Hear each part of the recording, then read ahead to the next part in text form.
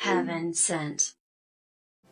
In the modern days of gaming, it's no secret that a multitude of strange concepts are present in a vast selection of different games. What the With the rise in popularity of simulators, horror games, and even the more not safe for work selections, all becoming commonplace in our browsing experience, it's almost as if we become desensitized to the obscene amount of weird games we're presented with.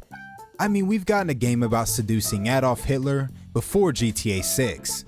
What else could they possibly make at this point? No more! Now, given the fact that we have more indie studios and developers than ever before, with the widespread platforms such as Steam to present these games to the masses, it only makes sense that we have more games to choose from, thus meaning more weirdness. But back in the early 2000s, you know, that era that I love talking about, the Western market for games were pretty much exclusive to AAA developers, especially when it came to console gaming. But that's not to say that we weren't getting our dose of wacky antics and nauseating concepts, they were just a bit harder to find. So I took the time to rethink some of the strangest games I could recall from this era, boiled my top 5 down into this list, and thought we could take a little trip back into the past. So if you're down to take a dive into the depths of nostalgia, and also get a little weird, feel free to join me as we take a look into the early 2000s with our list of bizarre games of the Y2K era.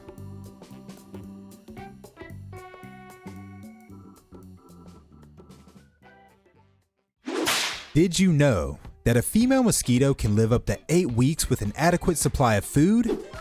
Yeah, me neither.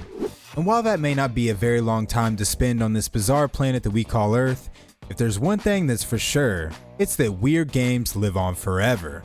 And for our first entry of this video, we'll be taking on the role of public enemy number 1 in the PS2 classic of Mr. Mosquito.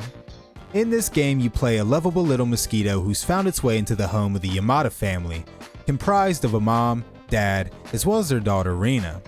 You'll be terrorizing their household throughout your bloodthirsty conquest for revenge, and after giving this game a solid chance to show me the trials and tribulations of the world's most despised pest, I've gotta say, I hate these little buggers even more.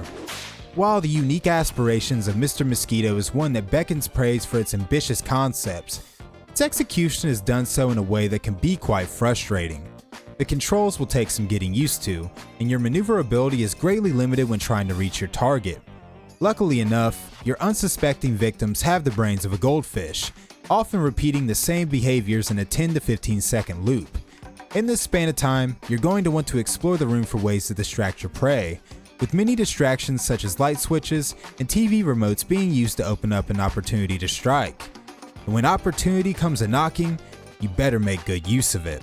Once you're latched onto your member of choice, you press the R3 button and spin the analog stick around in a seductive motion. Ah, that's good. Wait, no! Yeah, that's gonna take a little more practice. This is the basis of the game's entire premise, and while it may be a frustrating example for the many janky control schemes of the early 2000s, you just can't help but to love this cute little bloodsucker. And going back to the gameplay, I'm sure you're wondering about what happens when you're detected. Well, to put it simply, you enter what's called battle mode, in which a mini boss fight occurs between you and your unsuspecting target. This means you'll be tasked with locating a number of pressure points on their body, swiftly attacking them, and sending them on a pleasant trip back to Chillville. You're typically given a gold time in finishing these battles, and upon success, you'll earn a range of different color schemes for our bulbous protagonists. And Lord knows, I love me some customization. Also, the dialogue between the family can be outright hilarious at times, but that's not to say it's without an awkward delivery here and there. While this game is without a doubt one of the strangest I've ever played, its shortcomings are easy to overlook, in the vein of its goofy yet charming presentation. Mr. Mosquito is one of those games that feels more like a fever dream than an actual release, but even so, it's a wonderful dose of nostalgia for those who crave that strange time of early 2000s releases. So I suggest giving it a try if you're looking to cure some boredom. It may suck, but it sucks so good. Now, Mr. Mosquito is only the beginning of what's to come in our list of wacky and wonderful ideas. So ready your sunscreen and prepare to soak in some rays. We've got some UVs to catch in the next game on our list. For anybody familiar with the works of Hideo Kojima, it comes as no surprise that Mr. Kojima is one who is well acquainted with the bizarre. From his cheeky sense of humor on full display in the iconic Metal Gear series, to his out-of-the-box ideas presented in Death Stranding, Kojima isn't one to repress his creativity for anyone, and in the 2003 GBA exclusive of Bokai The Sun in Your Hands, Kojima and his goons at Konami were aiming to give the handheld community a hefty dose of weird. In the game, you'll assume the role of a vampire hunter named Django, whose weapon of choice is a solar gun, one that fires rays of light at his opposition of blood-sucking goth mommies. Ah, how enchanting. But with this game being targeted towards children, I wouldn't get your hopes up too much for any large-bosom succubi in your Bokai experience. But what you can look forward to is how well the game plays. You see, the unique part of Bokai was in its novel use of a light sensor on the game's cartridge, meaning players would have to go outside and catch some actual UV rays on their Game Boy. And with many of the game's boss fights demanding a direct source of sunlight to defeat them, you'd better have your sunscreen handy for this one. When beginning the game, you'll be asked of your current time zone in order to determine when that fiery ball in the sky will be showing face in your hometown. And not only does exposing your game to sunlight affect your weapons, it also has a hand in affecting the game's world, with dynamic events such as solar trees being brought back to life and sunsets being virtually reenacted in the game.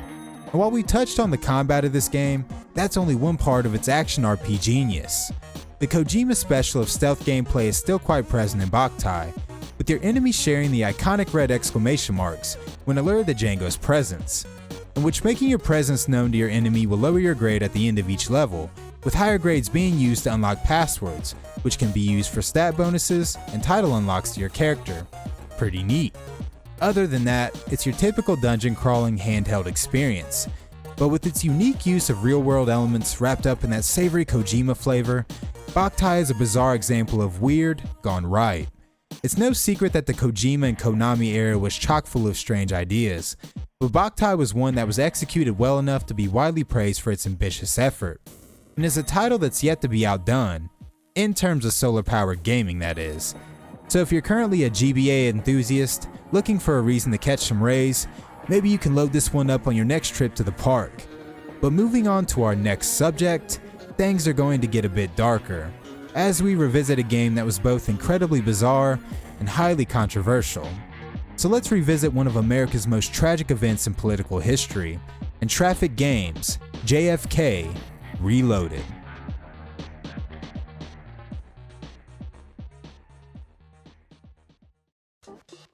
Video games have become one of the most celebrated forms of entertainment for well over 50 years at this point. And with the constant progression in technology and demand for future releases, the gaming industry has become a seemingly unstoppable force. And as we had previously mentioned, with gaming being one of the world's most prized entertainment mediums, at what point does entertainment become questionable in certain titles? Well, when it comes to JFK Reloaded, the lines between entertainment and reality are unmistakably blurred, resulting in one of the world's most shocking yet bizarre games of all time. In JFK Reloaded, you'll take on the role of Lee Harvey Oswald, the man responsible in the death of former President John F. Kennedy, and your goal is simple: to load up your rifle and take aim.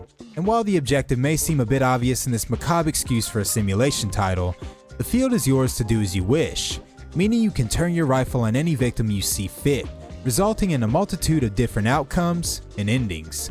Upon completion of each round, you'll be given a rundown on the path of each fired projectile, a system that was implemented in regards to the many conspiracy theories surrounding the attack on JFK, giving players an opportunity to either prove or debunk some of the most common theories.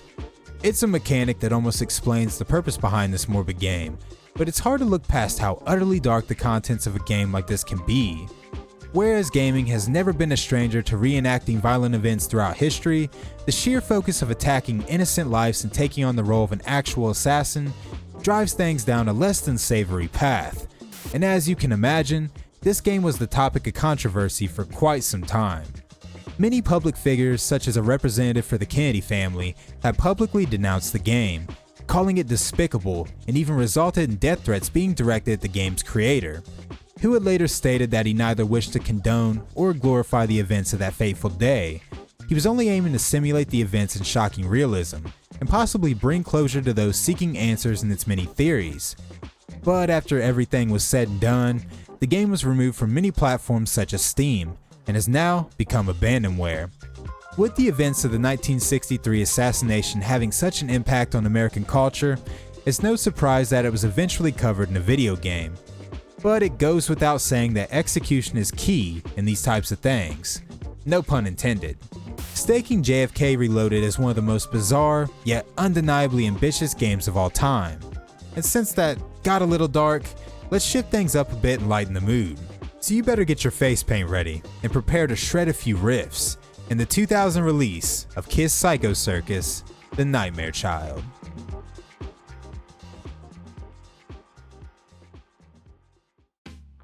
The influence of rock and roll music is one that has had a firm reach for gaming ever since the early days.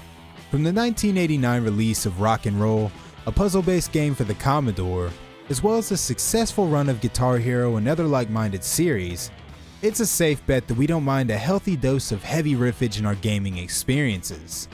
But with our next game being more outrageous than Gene Simmons' body count, I think it's going to take more than a couple of drum solos to save this freak show. Kiss Psycho Circus, a title that was spawned in the wake of turmoil between the development team of Daikatana, in which more than 20 staff members had left Ion Storm in order to work on this game. And I mean, let's be real, what's more metal than quitting your job? But all gaming related drama aside, Kiss Psycho Circus is what happens when you mix an ambitious concept with outdated gameplay. And tying into the fact that the story has little to nothing to do with the license it so proudly flaunts, what was this game about again? That's the experience of Psycho Circus in a nutshell, as you take on the role of multiple members in a Kiss tribute band, as they run and gun their way through a litany of generic Doom-style monsters in search of articles of clothing from the actual Kiss band, which is about the only thing this game even has to do with Kiss. Now for those wondering where this idea would even come from, it's from the Todd McFarlane comic book series of the same name, and even made use of panels from the comic books in telling the game's narrative. And while these illustrations are certainly pleasant to the eyeballs, this game's visuals are another story. If I had to use one word to describe the look of this game, it would have to be generic. And the same goes for the gameplay. It's very reminiscent of the Doom series in both mechanics and execution, but more so if Doom were a huge fan of the Insane Clown Posse. With many of the levels adhering to the theme of a so-called Psycho Circus, you'll be missile blasting hordes of circus-themed baddies the whole way through. And with the player taking control of members of a Kiss cover band, that means there should be a wide selection of Kiss tracks to enjoy throughout their playthrough, right? Well, wrong. With an embarrassing total of one Kiss song being included in the game's soundtrack, they instead decide that generic techno would be a much better selection for their audience. Because when you think of Kiss fans, the first thing you think of is techno, right? Once again, wrong.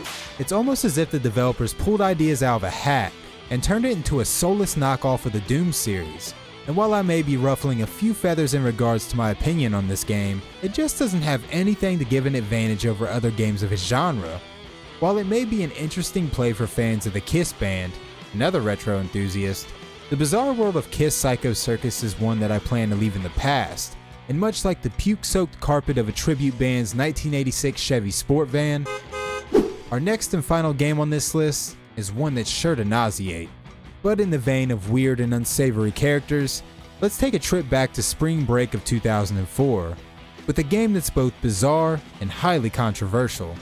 So without further ado, let's get right to it.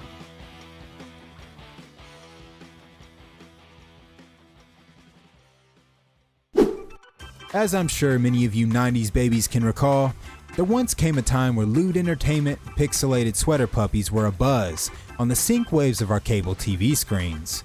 With the success of teen comedy films and their reign over the film industry, many classics such as the American Pie series were no stranger to pushing boundaries. What I'm getting at was the horny levels were at an all-time high, and with such media being so readily available at the time, it's no surprise that the adult films industry was beginning to branch out.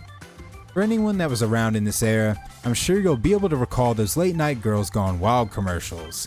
And for you dirty dogs out there who just couldn't get enough, The next game on our list will be very familiar territory. I'm talking about the Guy Game, a title that was aiming to capitalize on the demands of the perverted masses and bring the levels of misogyny in gaming to much greater heights.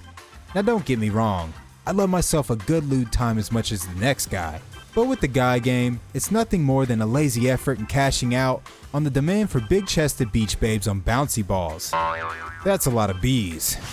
But anyways, I'm sure you're wondering how this was even a game at all, and honestly, it's more like an interactive film at best. The game offers up to 20 different sets of female contestants, who will be asked a variety of trivia questions with the hopes of winning a cash prize. If they answer wrong, however, they have to flash the crowd. Each time you clear a section, your flashing meter will increase, removing the clothes of your selected female avatar, as well as decreasing the amount of censorship in the flashing scenes. At the end of the final round, the girls will be asked to compete in a more physical challenge, such as a race or hula hooping, with bonus points being awarded to those who do their challenge topless. And that's pretty much it. The only thing we ask is that we can see a little bit of bush. But what really caused a slew of chaos for this game was that a 17-year-old girl was included in one of the game's segments, resulting in a lawsuit in which the contestant had revealed her actual age at the time of filming, and was suing the publisher and developer for breach of privacy. Now you would imagine that these guys would have some kind of waiver on hand for these girls to sign, but with the lawsuit eventually leading to the game being banned, maybe these knuckleheads weren't as smart as they tried to seem. And the courts weren't the only ones unhappy with this game, as the critics had a field day in ripping it to shreds. Many had claimed it to be tasteless and objectifying, as well as commenting on the game's slow and unsatisfying gameplay. It just felt like a cheap game that you would find in a dirty magazine or something, and while it did fit the bill for the frat boy demographic it aimed to impress, it was just a completely sad excuse for a video game. But that's all we've got for now, and I really hope you guys enjoyed this list of bizarre games of the Y2K era. I typically like to keep these lists at 5 games at a time, but would love to do future installments for the series, so please feel free to drop a comment down below with your suggestions, as I'm always looking to find new stuff to cover. But until next time, my name is Vincent, and I greatly appreciate your view. I hope to see you all in the next video, and please, take care. Peace out, guys.